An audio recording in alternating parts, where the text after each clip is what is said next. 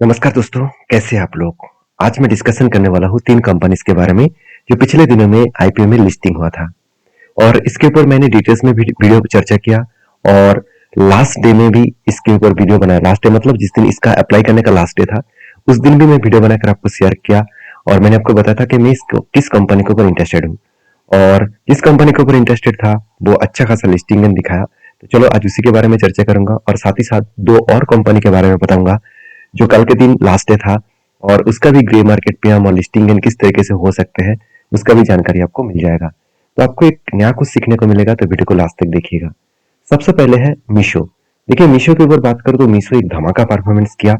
अगर मीशो के बारे में बात करूं तो मीशो के एक लॉस मेकिंग कंपनी होने के बाद भी मैंने आपको बताया था कि मीशो का अगर फाइनेंशियल डिटेल्स देखे तो आपको लॉस मेकिंग कंपनी दिखेगा कि मगर company continuously high level sales growth करते हैं और कंपनी का प्रॉफिटेबिलिटी ग्रोथ कंटिन्यूसली लॉसेस में है। तो लॉसेस में होने के पीछे रीजन यही है कि एक स्टार्टअप है जो अभी स्ट्रगल करके आगे बढ़ रहा है और अभी एक्सपेंस ज्यादा हो रहा है क्योंकि उसका खर्चा ज्यादा हो रहा है। मतलब वो अलग अलग सेक्टर में नया बिजनेस बिजनेस के लिए इन्वेस्ट कर रहा है और नया स्ट्रेटेजीज के लिए इन्वेस्ट कर रहा है, सॉफ्टवेयर बनाने के काम कर रहा है। तो इसलिए कंपनी का जितने इनकम हो रहा है उतना खर्चा हो रहा है। सबसे बड़ी बात था, कंपनी के 1 रुपया भी कर्जा नहीं था। और यही कुछ पॉइंट्स के बेसिस में मैंने आपको बताया था कि इस कंपनी के ग्रे मार्केट प्रीमियम और कंपनी के सब्सक्रिप्शन दोनों ही बढ़िया देखने को मिलेगा।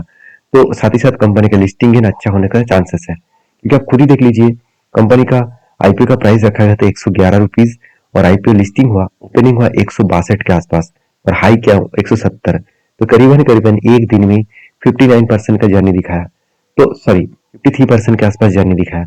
53% कोई कम तो है नहीं, अराउंड अराउंड 50% का ओपनिंग कोई छोटा मोटा तो ओपनिंग है नहीं। मैंने आपको बताया था कि इसका ग्रे मार्केट प्रीमियम 38 के आसपास दिख रहा है, तो मुझे लग रहा था कि 30% के आसपास इसका लिस्टिंग होने का चांसेस हो सकता है। तो उसी तरीके से चांसेस हुआ और अच्छा खासा लिस्टिंग दिखाया। तो इस कंपनी के ऊपर मैंने क्यों पॉजिटिव व्यू रखा, उसके पीछे 2 रीजन है। पहली रीजन ये है कि अगर मैं कंपनी के ऊपर सब्सक्रिप्शन देखूं कि कितने लोग सब्सक्राइब किया है, ध्यान से देखना, कंपनी के ऊपर 81 टाइम सब्सक्राइब हुआ है। जब मैं लास्ट डे में आपको वीडियो बना के शेयर किया था, तब इस कंपनी के ऊपर लास्ट डे में करीबन 9 टाइम्स सब्सक्राइब हुआ था और शायद इसीलिए इस कंपनी के ऊपर अच्छा खासा लिस्टिंग दिखा। और रही बात कंपनी का ग्रे मार्केट प्रीमियम का, अगर उसके बारे में बात करूं तो ध्यान से देखेंगे तो इसका ग्रे मार्केट प्रीमियम ऑलमोस्ट कल के दिन 37% दिख रहा था। मतलब लिस्टिंग होने से पहले 37% दिख रहा था और लिस्टिंग हुआ कितना, करीबन 46 टू 47% के आसपास। तो एक बढ़िया लिस्टिंग देखने को मिला। तो इसके ऊपर मैंने आपके साथ चर्चा किया था। आपके क्या ओपिनियन है, क्या आपको इस आईपी लगा, जरूर कमेंट्स करके बताना। नेक्स्ट कंपनी के बारे में बात करूं, उसका नाम है एक्वास आईपीओ। तो एक्वास आईपीओ, इस कंपनी का अगर मैं आईपीओ का लिस्टिंग देखूं तो इसका प्राइस बन रखा गया था 124 और ओपनिंग हुआ 140। करीबन करीबन 21 टू 22% के, मतलब एक्चुअली लिस्टिंग हुआ करीबन करीबन 17% के आसपास। उसके बाद कंपनी 150 तक गया, हाई किया, मतलब सॉरी क्लोजिंग हुआ, तो उसके लिए करीबन करीबन 22% के आसपास एक दिन में जर्नी दिखा चुके हैं। क्योंकि इस कंपनी कुछ खास परफॉर्मेंस किए थे। ओवरऑल बात करूं, इस कंपनी में कुछ खास परफॉर्मेंस था नहीं। कंपनी के ऊपर परफॉर्मेंस वाइज बात करूं, कंपनी एक लॉस मेकिंग कंपनी था।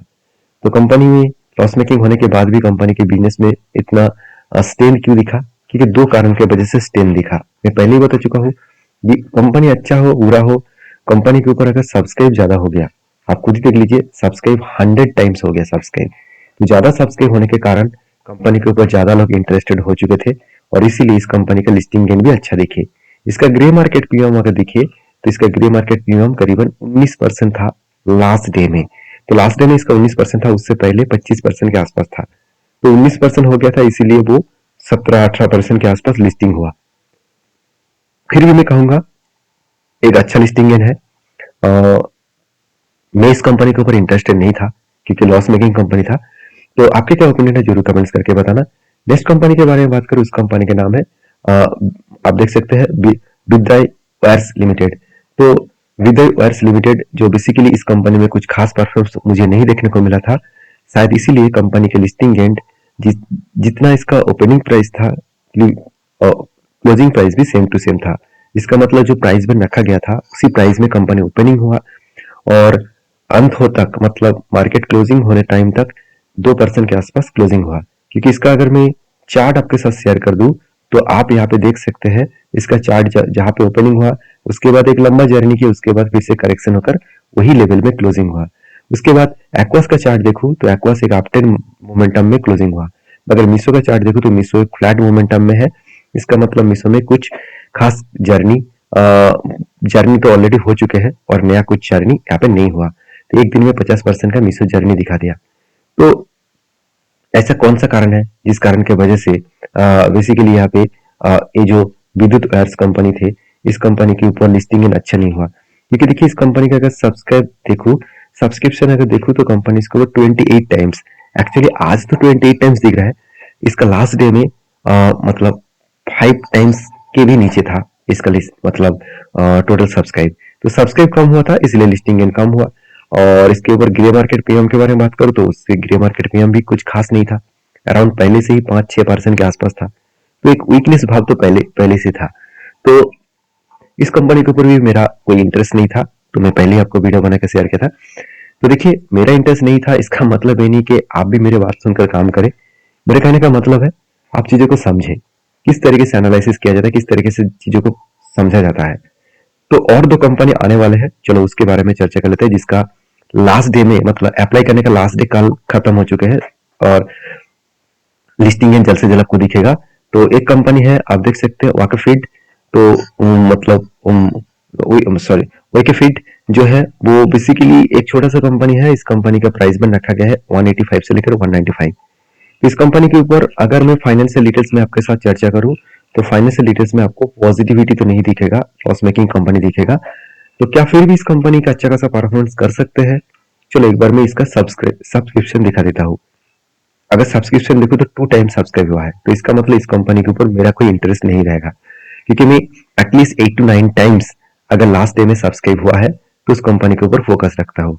तो सिर्फ यही नहीं, इस कंपनी के ऊपर अगर ग्रे मार्केट प्रीमियम एक बार आपको दिखा दूं तो आप देखेंगे इस कंपनी का ग्रे मार्केट प्रीमियम भी एकदम ना के बराबर है। ओपनिंग तो हुआ था जब ग्रे मार्केट प्रीमियम 18% के आसपास, उसके बाद जिस दिन फाइनली आईपीओ ओपनिंग हुआ उस दिन से आईपीओ का मतलब जो ग्रे मार्केट प्रीमियम है वो बेकार हो चुके हैं। तो यही कारण की वजह से शायद इसके ऊपर कोई इंटरेस्ट नहीं दिखाया। तो मैं भी इस कंपनी के ऊपर इंटरेस्टेड नहीं हूँ। आपके क्या ओपिनियन है जरूर कमेंट्स करके बताना। नेक्स्ट कंपनी के बारे में बात करूं, उसका नाम है कोरोना। तो कोरोना रेमेडियस इस कंपनी का आईपीओ मुझे अच्छा लगा। क्यों अच्छा लगा मैं आपको बता दूं। इस कंपनी का फाइनेंशियल डिटेल्स अगर देखेंगे, देखिए मैंने डिटेल्स में इसके ऊपर चर्चा किया हूँ। फाइनेंशियल डिटेल्स देखेंगे तो कंपनी का sales growth 18% and profit growth 65% से ग्रोथ हुआ। बहुत तगड़ा ग्रोथ है और कंपनी का कर्जा एकदम ना के बराबर है। और सबसे इंपॉर्टेंट पॉइंट क्या है आप जानते हैं, इस कंपनी के ऊपर अगर मैं सब्सक्रिप्शन देखूं कि कितने लोग इस कंपनी के ऊपर इंटरेस्टेड है, एक तगड़ा सब्सक्रिप्शन आपको दिखेगा। तो बहुत बेहतरीन सब्सक्रिप्शन इसके ऊपर हुआ है। तो इसका भी लिस्टिंग इन अच्छा खासा होने का चांसेस देखने को मिल सकता है, क्योंकि इस कंपनी का ग्रे मार्केट प्रीमियम भी बढ़िया देखने को मिला है। अगर ग्रे मार्केट प्रीमियम देखेंगे तो 27%। तो मीशो जैसे तो परफॉर्मेंस शायद एक कंपनी नहीं दे पाएंगे, मगर एक अच्छा खासा लिस्टिंग इन देखने का चांसेस हो सकते हैं। मैं इस कंपनी के ऊपर इंटरेस्टेड हुआ हूँ। आप कौन सा कंपनी के ऊपर इंटरेस्टेड है जरूर मुझे कमेंट्स करके बताना। और ये वीडियो टोटली आपको सारे चीजों को ओवरव्यू देने के लिए था, कोई भी रिकमेंडेशन नहीं है। आप अगर काम करना चाहते तो चीजों को समझ कर काम करिएगा। मिलते नेक्स्ट वीडियो में, तब तक के लिए धन्यवाद।